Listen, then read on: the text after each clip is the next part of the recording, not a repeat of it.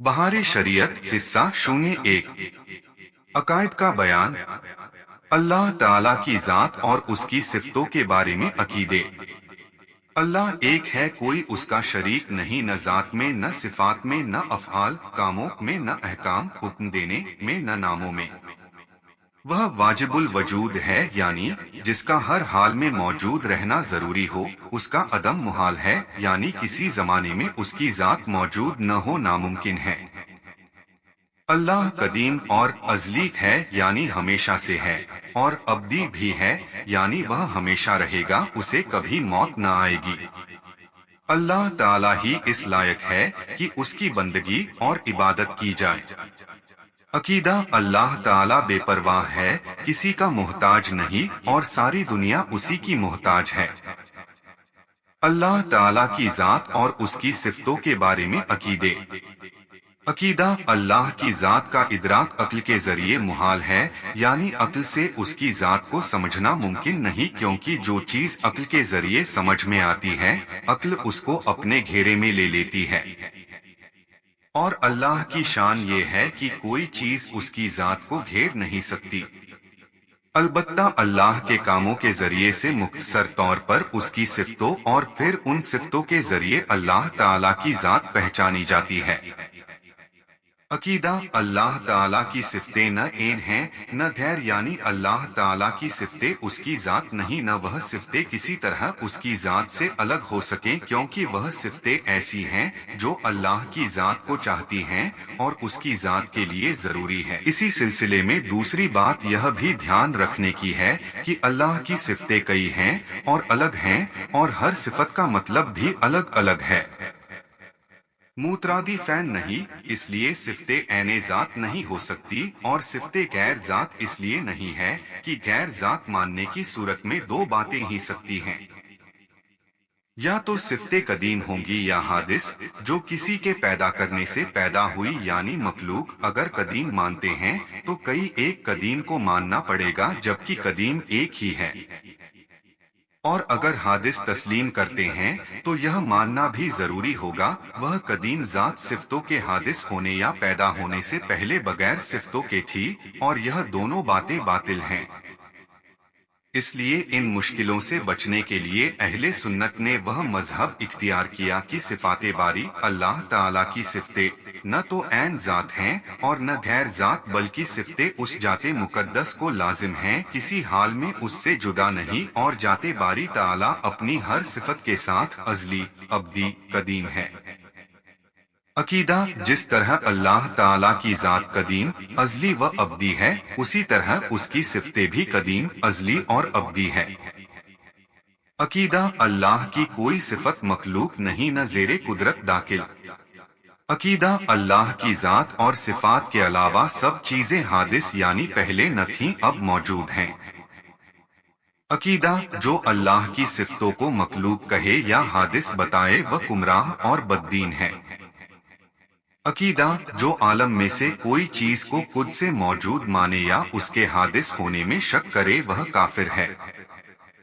عقیدہ اللہ تعالیٰ نہ کسی کا باپ ہے، نہ کسی کا بیٹا، اور نہ اس کے لیے کوئی بیوی۔ یدی کوئی اللہ کے لیے باپ، بیٹا یا جورو، بیوی بتائے وہ بھی کافر ہے، بلکہ جو ممکن بھی بتائے وہ گمراہ بددین ہے۔ عقیدہ وہ ہر ممکن پر قادر ہے، اور کوئی ممکن اس کی قدرت سے باہر نہیں۔ جو چیز محال ہو اللہ تعالیٰ اس سے پاک ہے کہ اس کی اسے شامل ہو، کیونکہ محال اسے کہتے ہیں جو موجود نہ ہو سکے، اور جب اس پر قدرت ہوگی تو موجود ہو سکے گا، اور جب موجود ہو سکے گا تو محال کیسے ہو سکے گا؟ اسے اس طرح سمجھیے جیسے کہ دوسرا خدا محال ہے، یعنی دوسرا خدا ہو ہی نہیں سکتا۔ اگر دوسرا خدا ہونا قدرت کے ماتحت ادھین ہو تو موجود ہو سکے گا، تو محال نہیں رہا۔ اور دوسرے خدا کو محال نہ ماننا اللہ کے ایک ہونے کا انکار ہے۔ یوں ہی اللہ کا فنا ہو جانا محال ہے۔ اگر اللہ تعالیٰ کے فنا ہونے کو قدرت میں داخل مانا جائے تو اللہ کے اللہ ہونے سے ہی انکار کرنا ہے۔ ایک بات سمجھنے کی ہے کہ ہر وہ چیز جو اللہ کی قدرت کر ماتحت ہو وہ موجود ہو ہی جائے، یہ کوئی ضروری نہیں۔ جیسے کہ یہ ممکن ہے کہ سونے چاندی کی زمین ہو جائے، لیکن ایسا نہیں ہے۔ لیکن ایسا ہو جانا ہر حال میں ممکن رہے گا، چاہے ایسا کبھی نہ ہو۔ بہار شریعت حصہ 1 عقائد کا بیان۔ عقیدہ: اللہ ہر کمال اور خوبی کا جامع ہے، یعنی اس میں ساری خوبیاں ہیں، اور اللہ ہر اس چیز سے پاک ہے جس میں کوئی بھی عیب، برائی یا کمی ہو، یعنی اس میں عیب اور نقصان کا ہونا محال ہے۔ بلکہ جس میں نہ کوئی کمال ہو اور نہ کوئی نقصان، وہ بھی اس کے لیے محال ہے۔ مثال کے طور پر جھوٹ بولنا، دغا دینا، خیانت کرنا، ظلم کرنا اور جہالت اور بے حیائی وغیرہ عیب اللہ کے لیے محال ہے۔ اور یہ کہنا کہ جھوٹ پر قدرت اس معنی کر کہ وہ خود جھوٹ بول سکتا ہے، محال کو ممکن ٹھہرانا اور خدا کو عیبی بتانا ہے، بلکہ خدا کا انکار کرنا ہے۔ اور یہ سمجھنا کہ یدی وہ محال پر قادر نہ ہوگا تو اس کی قدرت ناقص رہ جائے گی، بالکل باطل ہے، یعنی بے اصل اور بیکار کی بات ہے کہ اس میں قدرت کا کیا نقصان ہے۔ کمی تو اس محال میں ہے کہ قدرت سے تعلق کی اس میں صلاحیت نہیں۔ عقائد کا بیان۔ عقیدہ: حیات، قدرت، سننا، دیکھنا، کلام، علم اور ارادہ اس کی ذاتی صفتیں ہیں، مگر آنکھ، کان اور زبان سے اس کا سننا، دیکھنا اور کلام کرنا نہیں، کیونکہ یہ سب جسم ہیں اور وہ جسم سے پاک ہے۔ اللہ ہر دھیمی سے دھیمی آواز کو سنتا ہے۔ وہ ایسی باریک چیزوں کو بھی دیکھتا ہے جو کسی خوردبین یا دوربین سے نہ دیکھی جا سکے، بلکہ اس کا دیکھنا اور سننا انہی چیزوں پر منحصر نربھر نہیں، بلکہ وہ ہر موجود کو دیکھتا اور سنتا ہے۔ عقیدہ: اللہ کی دوسری صفتوں کی طرح اس کا کلام بھی قدیم ہے، حادث اور مخلوق نہیں۔ جو قرآن شریف کو مخلوق مانے اسے ہمارے امام اعظم حضرت امام ابو حنیفہ، دوسرے اماموں اور صحابہ رضی اللہ تعالی عنہم نے کافر کہا ہے۔ عقیدہ: اللہ کا کلام آواز سے پاک ہے، اور یہ قرآن شریف جس کی ہم اپنی زبان سے تلاوت کرتے ہیں اور کتابوں تتھا کاغذ میں لکھتے لکھاتے ہیں، اسی کا بنا آواز کے قدیم کلام ہے۔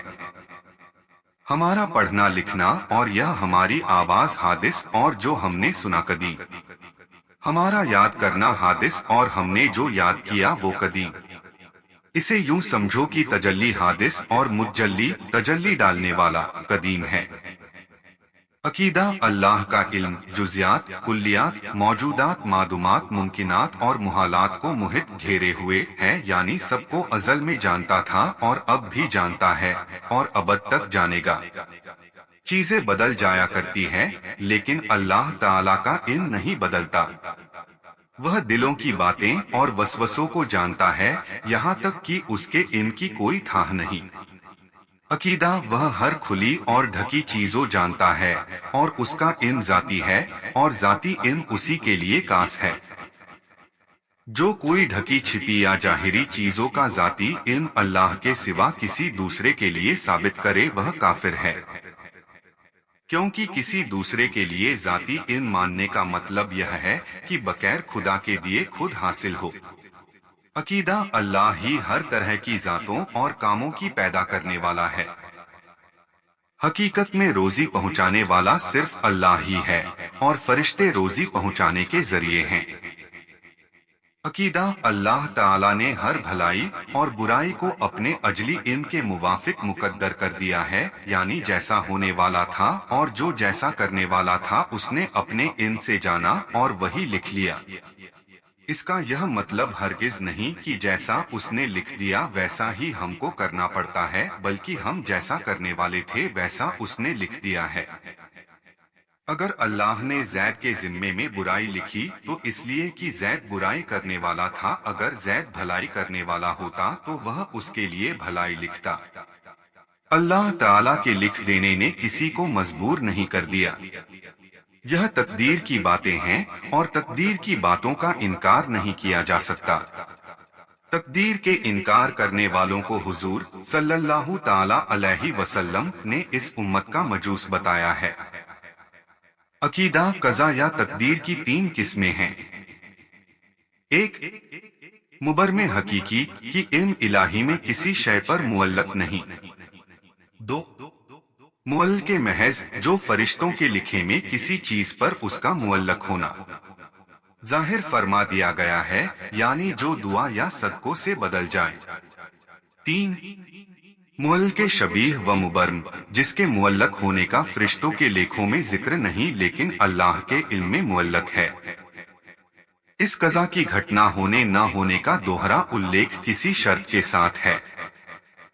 اب قضا یا تقدیر کی تین قسمیں جن کے بارے میں کچھ تفصیل سے لکھا جاتا ہے۔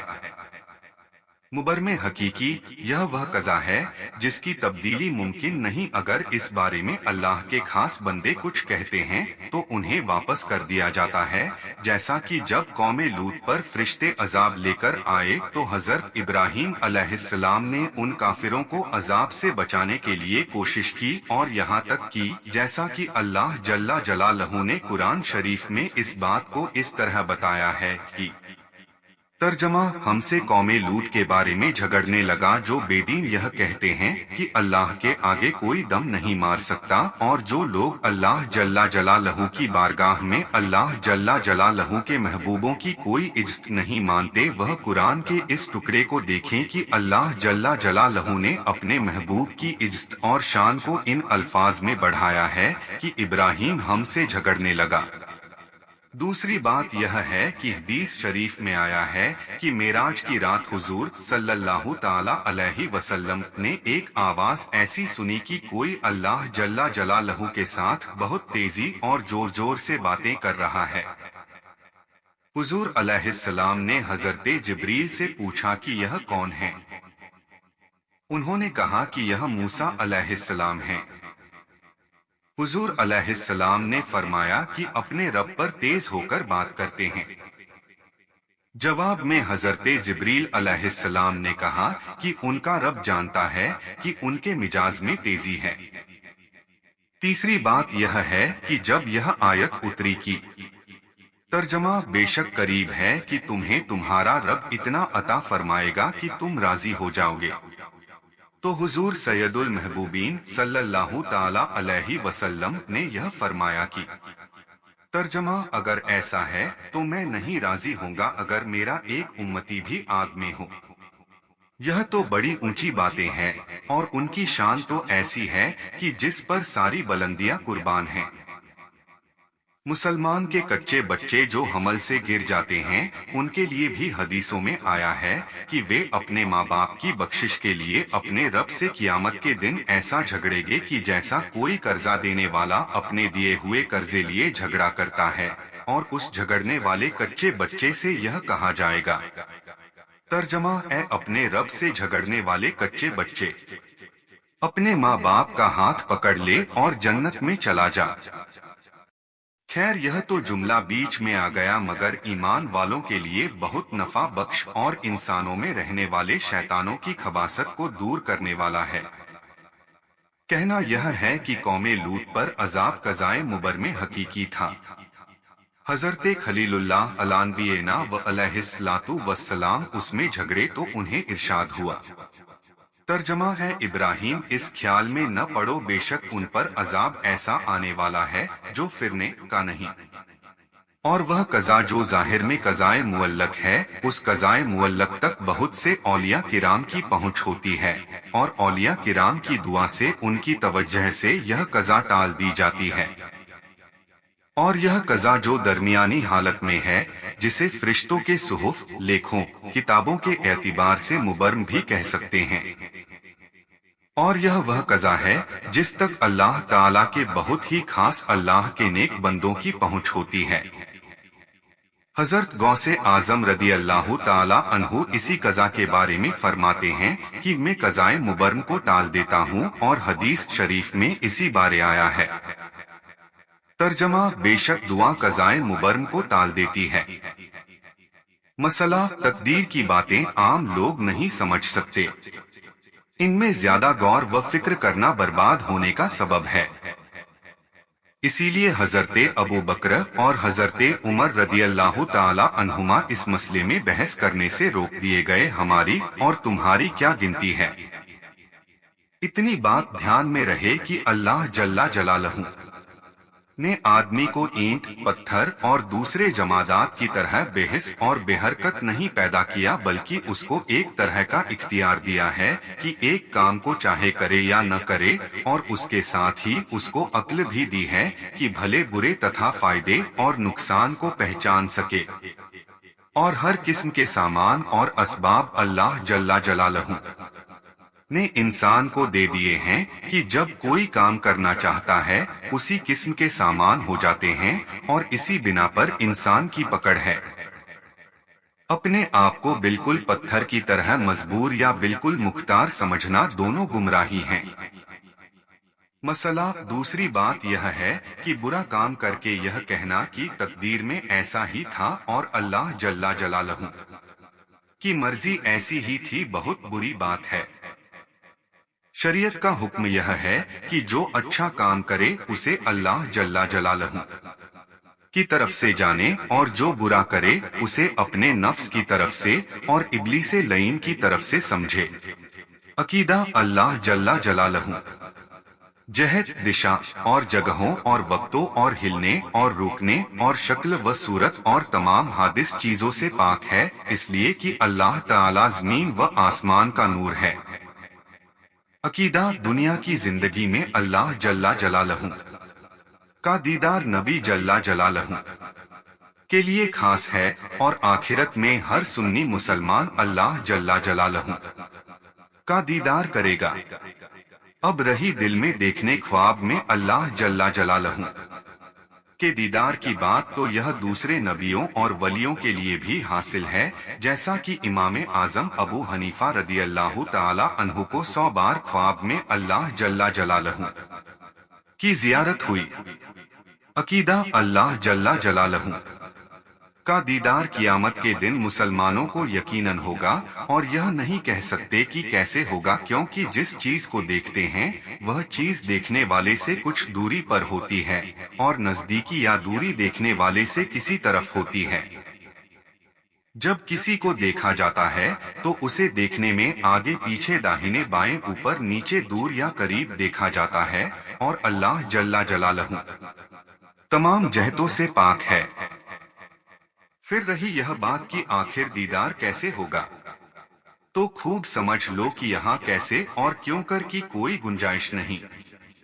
انشاءاللہ جب دیکھیں گے اس وقت بتا دیں گے۔ ان سب باتوں کا خلاصہ یہ ہے کہ کیوں، کیسے، کیوں کر آدی کا سمبندھ عقل سے ہے، اور اللہ جل جلالہ کی ذات تک عقل پہنچ ہی نہیں سکتی، اور جہاں تک عقل پہنچتی ہے وہ خدا نہیں۔ جب عقل وہاں تک نہیں پہنچ سکتی تو عقل یا نظر اسے گھیرے میں لے بھی نہیں سکتی۔ عقیدہ اللہ جل جلالہ جو چاہے اور جیسے چاہے کرے، اس پر کسی کو قابو نہیں، اور نہ کوئی اللہ جل جلالہ کو اس کے ارادے سے روک سکتا ہے۔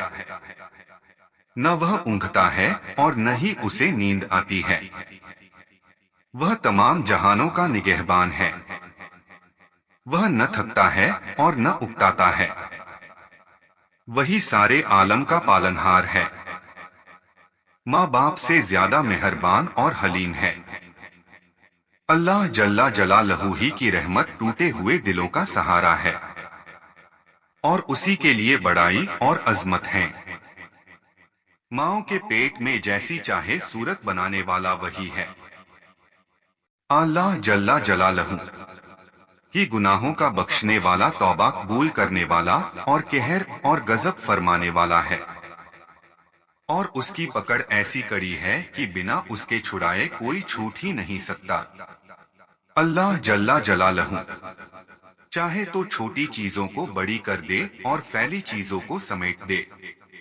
وہ جس کو چاہے اونچا کر دے اور جس کو چاہے نیچا، وہ چاہے تو ذلیل کو عزت دے اور عزت والے کو ذلیل کر دے، جس کو چاہے سیدھے راستے پر لائے اور جسے چاہے سیدھے راستے سے الگ کر دے، جسے چاہے اپنے سے قریب بنا لے اور جسے چاہے مردود کر دے۔ जिसे जो चाहे दे और जिससे जो चाहे छीन ले। वह जो कुछ करता है या करेगा वह इंसाफ है और वह जुल्म से पाक व साफ है। अल्लाह हर बुलंद से बुलंद है, यहाँ तक कि उसकी बुलंदी की कोई थाह नहीं। वह सबको घेरे हुए है, उसको कोई घेर नहीं सकता। फायदा और नुकसान उसी के हाथ में है। मजलूम की फरियाद को पहुंचता है और जालिम से बदला लेता है।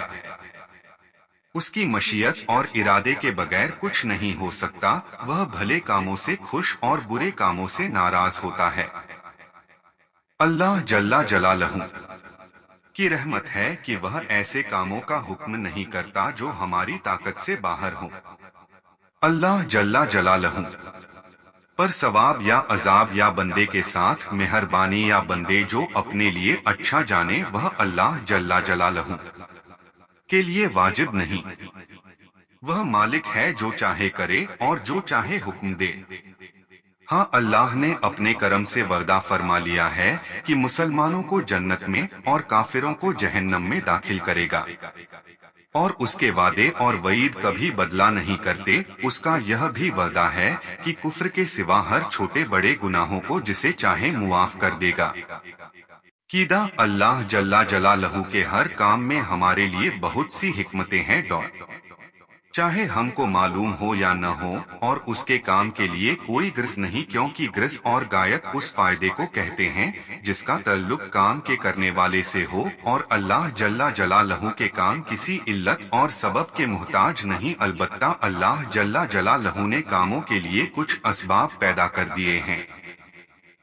आँख के सबब से देखा जाता है, कान के जरिए से सुना जाता है। आग जलाने का काम करती है और पानी के सबब से प्यास बुझाती है। लेकिन अगर अल्लाह जल्ला जलालहू चाहे तो भूख सुनने लगे, कान देखने लगे, पानी जलाने लगे और आग प्यास बुझाए। और न चाहे तो लाख आंखें हो, दिन को भी पहाड़ नजर नहीं आएगा और आग के अंगारे में तिनका भी बेदाग रहेगा। वह आग कितने गजब की थी कि जिसमें काफिरों ने हजरते इब्राहिम अलैहिस्सलाम को डाला। आग ऐसी थी कि कोई उसके पास जा नहीं सकता था, इसलिए उन्हें गोफन में रखकर फेंका गया। जब आग के सामने पहुंचे तो हजरते जिब्रील अलैहिस्सलाम आए और पूछा कि अगर कोई हाजत हो तो आप बताएं। उन्होंने फरमाया कि है, लेकिन तुमसे नहीं। और इस तरह इरशाद फरमाया कि तर्जुमा, उसको मेरे हाल का इल्म होना बस काफी है मुझे अपनी हाजत बयान करने से। उधर अल्लाह जल्ला जलालहू ने आग को यह हुक्म दिया कि तर्जुमा है, आग हो जा ठंडी और सलामती इब्राहिम पर। इस बात को सुनकर दुनिया में जहाँ कहीं पर आगे थीं, यह समझते हुए सब ठंडी हो गई कि शायद मुझी से कहा जा रहा है। और नमरूद की आग तो ऐसी ठंडी हुई कि उल्मा फरमाते हैं कि अगर उसके साथ वसलामन का लफ्ज न होता तो आग इतनी ठंडी हो जाती कि उसकी ठंडक से हजरते इब्राहिम अलैहिस्सलाम को तकलीफ पहुंच जाती। बताना यह था कि आग का काम जलाने का जरूर है, लेकिन अगर अल्लाह जल्ला जलालहू चाहे तो आग ठंडी हो सकती है।